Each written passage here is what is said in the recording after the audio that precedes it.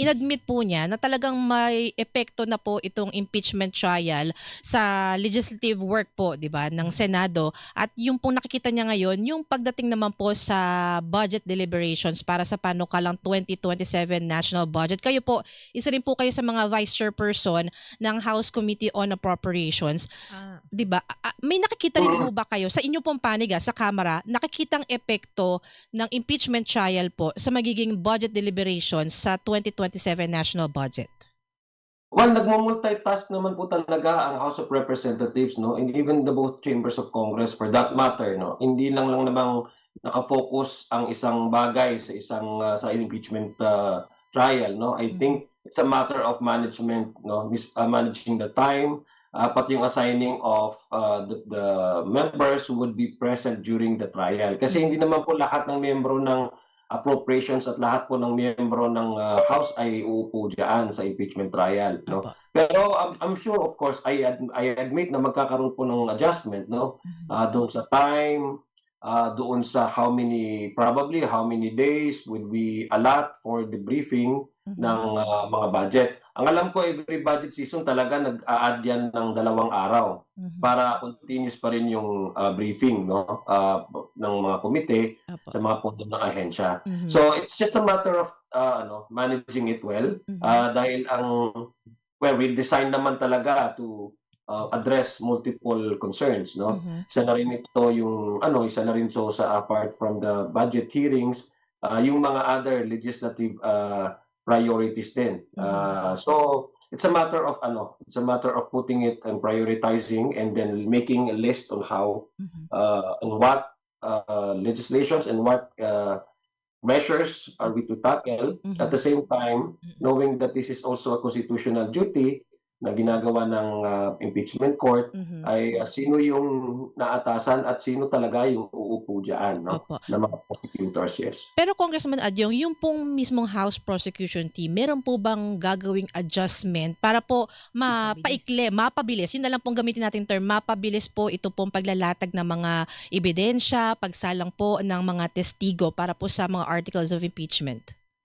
Well, unang-una hindi rin natin ma-compromise, no, yung magiging presentasyon natin. Kasi ultimately what we are asking really here is accountability. So kung magkakaroon po ng adjustment diyan, pag-uusapan po 'yan ng House Prosecution Panel, but definitely at naintindihan naman po ng taong bayan ito na hindi ho natin mako-compromise din, no, yung unang-una yung magiging presentasyon ng House Prosecution Panel, because what we are actually demanded by the Constitution is for the people to appreciate, and for the court also to appreciate yung mga evidence and the testimonies of our witnesses, para po mapunta tayo dun sa dako kung saan ang impeachment court ay magde-decide na nakita nila at nabigyan sila ng pagkakataon na masuri nila ang lahat ng ebidensya para sila po ay makapagbigay din ng desisyon na naaayon sa ebidensya. Congressman Adyong, nito pong Wednesday, inumpisahan na yung pong presentasyon ng prosecution doon sa Article 1 tungkol sa misuse at misappropriation ng confidential funds. Nadinig ho natin yung sinabi ng mga 2 bank managers na unusual pero hindi illegal na encashment ng mga cheque. Doon sa isa ay 500 million from the OVP, yung isa 125.5 million from 112.5 million. 112.5. Okay. Ito po bang kasi kahit yung sa defense, hindi naman nila dinispute na may ganung encashment. Itong papasok na sa linggo po ba, i-establish na ano yung perang yun? Saan na ito napunta? At ito ba yung pinag-uusapan ng confidential funds? Tama po yun. Unang-una, na-establish na nga po na nawala na po sa bangko yung pera na yun at nailipat na po yung pera na yun doon sa 2 payees, no, who happen to be the SDO, as Ms. Acosta for the OVP at Mr. Fajardo for the Department of Education. Ibig sabihin, nandoon na sa kanila yung pera at tatanungin natin kung paano talaga nila ito ginasta, no? Sabi mo nga, hindi nga na-refute yung ng defense.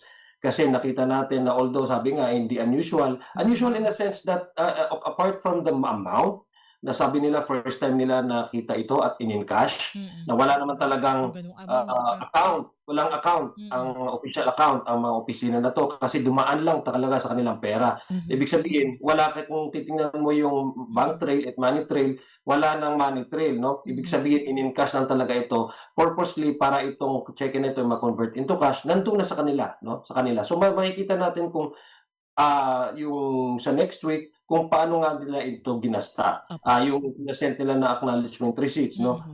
Yung pinasenta nila ng mga documentation ay according sa COA, particularly sa ICFAO, ay hindi pumapasa doon sa joint circular, no? Kasi unang-una, babalikan natin, kailangan unang-una mong tatanungin is, dalawang klase yan purchase of information or reward ng information. Siyempre, kailangan mong establish kung lehitimong ba itong mga assets mo or itong mga informants mo. Diyan nalalabasin na Mary Grace Piatos, diyan nalalabasin na Kokoy Villamin, no? Kasi nakadugtong doon sa paggamit ng maayos. Unang-una, sinto bang sina Mary Grace Piatos, kung informant ito, ano ba talaga yung kanilang tunay na identity? Kasi, of course, we understand that kailangan mong i-secure yung confidentiality ng activity na yan. Pero hindi mo po pwedeng takpan ng panmata ng COA para sa confidentiality. The only institutions that you need to reveal all this information is COA. Kasi pera ng taong bayan, hindi naman yan pera yan. Hindi mo naman withdraw yan sa private account mo So sir, ibig sabihin po, ginawa niya opo, Congressman Yes. Adjong, itong week na ito ay itataguyod na po na anong klaseng pera ito kasi hindi naman po nasabi ng dalawang bank managers na ito'y confidential Wala fund. sila masyadong alam. So doon. sino Wala po sila ang alam. mag-i-establish? alam doon. Sino pong mag-i-establish na ito'y confidential funds at kung matino o hindi matinong nagamit? Kailangan nating tandaan, no, yung Faisa, itong confidential funds ay hindi to discretionary fund. No? Meron itong regulation para sa paggamit nito. Hindi ibig sabihin na dahil tinatakpan mo dahil confidential, sabi mo, wag ka na yung magtanong o hindi dapat magtanong kasi yung security ng ating mga informant, hindi mo po pwedeng sabihin din yun sa COA. No? Kaya kailangan malaman din ng taong bayan, malaki ang gastos, the bigger the amount, the more deeper that the COA and the government also need to ask questions. Kasi una-una, ano yung naging benefit ng security, for example, sector, no, ang taong bayan doon sa paggagasta nila ng 612.5 million pesos, no? Unang-una, yun ang unang tanong di ba? Ito bang mga informant nyo ay mga legitimate? So, kung babalikan po natin yung katanungan mo, Ma'am Minfa, ito po yung paraan kung para malaman ng taong bayan, no? Kung ano ba talaga yung paggamit nitong confidential funds, naaayon ba ito sa joint circular? Inaalaw ba ito ng COA? Na basta-basta ka lang magbibigay na lang ng acknowledgement receipts without even revealing the true identity of your informants? Na alam ba natin na itong mga informant mo ay talagang illegitimate informant at hindi talaga sila lang yung mga tambay sa daan? Di ba? How would you able to spend 612.5 million pesos na wala, tatanungin natin na meron bang, ano ba yung naging accomplishment in terms of supporting the counter-terrorism, for example, agenda and program of the government. So So, kasi mga may ganun- sinabi si Senator Lacson, sorry po naputol ko kayo, sorry sir. May sinabi Senator Lacson, magpresenta sana ng tao na magpapaliwanag sa paggamit ng confidential funds kasi napansin niya bakit quarterly to as needed lang yung supposedly paglabas Exactly. ng confidential funds Oo. Ang magdidikta kasi ng utilization ng confidential funds and intelligence funds is yung case build-up na nangyayari, di ba? Para ma-determine mo kung ano talaga yung pangangailangan at straightforward dapat yung paggasta mo at targeted yung paggasta mo. Hindi yung para na siyang nakakalendar, na para na siyang MOOE, na para na siyang discretionary fund, no? At saka what's unusual about it is nauubos lahat. Nauubos lahat, di ba? So yun ang, ako naniniwala ko, I agree with Senator Lacson na kaya nga tayo, ang House Prosecution Panel, meron ding binigyan ng impeachment court ng reserve witnesses para corroborate at further to understand kung how the regular usage of the confidential and intelligence funds, no, na nilalaan sa mga ating ahensya para makumpira natin.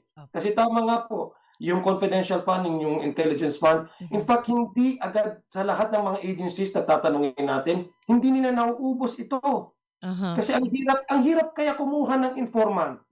Ang hirap kaya kumuha ng mga mga asset mo. Ang asset sa madaling salita, sa ordinaryo na lingwahe sa daan, ay ito yung mga sinasabing mga spy, di ba? That's how you label them eh. Apo. Kaya ang hirap kaya kumuha ng asset at informant na ituro sa iyo kung ano mga aktibidad ng mga grupo na ninanais mong bubuwagin. Di ba? Yun ang That ating essentially is the reason, that's essentially is the yun po yung meaning ng informant. Kaya nga may purchase of information at may reward, no? Ito bang sina Mary Grace Piatos na ba ito? Ito ba sina Kokoy Villamin? Ay mga lehitimo ba ito silang mga asset? Di ba? Apo. Eh kung lehitimo asset, bakit ayaw mong i-reveal sa COA? Kasi nandoon yun eh, kailangan mo rin, okay, acknowledgement receipts, okay, may mga code names, mga aliases sila, but you cannot use that to keep COA Yes, sir. out in the dark. So yan po ang ating Sinasabi natin. Apo. Yan po ang ating aabangan this week. Sir, maraming salamat Thank po you sa so much ulitin po. ha. Medyo bitin lang, pero see you po Thank you. sa Senate. Umuulan na ba dyan? Kasi papalata. Madilim na po, madilim na. Ingat kayo dyan. Nasa Mindanao kasi ako ngayon. Ay, ganun po Sige. ba? Okay po. Oo. Ingat po Thank you, kayo. sir. Ingat po, Okay, sir. sige. Yan po si House